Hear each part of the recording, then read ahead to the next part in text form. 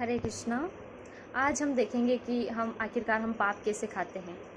तो भगवत गीता के तीसरे अध्याय के 13 नंबर श्लोक में लिखा हुआ है, यज्ञ शिष्टाशिन संत मुच्यन्ते सर्व किल विषय भुजन्ते ते त्वगम पापा ये पचन्त्यात्म कारणात्। तो उसमें भगवान कहते हैं कि जो भक्त हैं वो इन सब पापों से मुक्त हैं, क्योंकि वो क्या करते हैं, यज्ञ में अर्पित किए हुए भोजन को ही वो प्रसाद बना करके खाते हैं।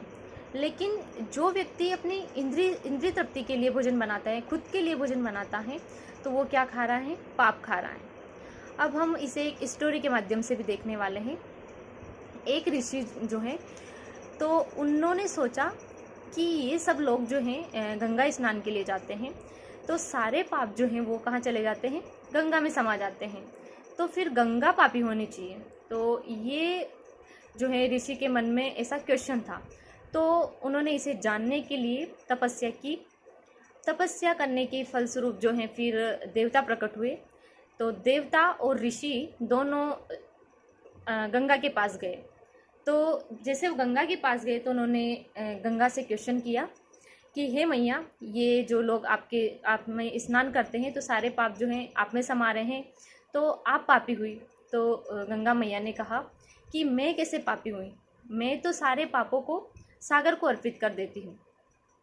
तो फिर वो जो लोग जो हैं, दोनों ऋषि और देवता दोनों जो हैं सागर के पास गए। तो सागर से पूछा कि गंगा मैया ने आप में पाप जो हैं अर्पित कर दिए, तो आप पापी हो गए। तो सागर ने कहा कि मैं कैसे पापी हुआ, मैं तो उस जो जल हैं, वो जो पाप आए हैं, उसको वाष्प के रूप में बादल को अर्पित कर देता हूँ।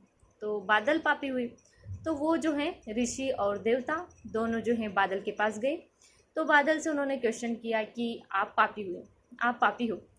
तो बादल ने कहा कि मैं कैसे पापी हूँ, मैं सारे पाप को क्या करता हूँ, धरती पर पुनः वर्षा के रूप में नीचे गिरा देता हूँ, और उस वर्षा से जो भी लोग अन्न बोते हैं तो वो सब पाप उसमें जाते हैं।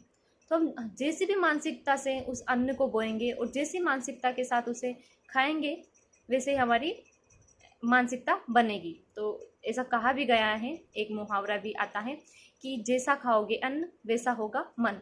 इसीलिए हमें क्या करना चाहिए, जो भी कोई भी चीज़ हो, क्योंकि ये सब क्या है, भगवान की दी हुई चीज़ें हैं, तो हमें भगवान को ऑफर करके, भगवान को भोग लगा करके ही खाना चाहिए, चाहे कोई भी वस्तु ही क्यों ना हो।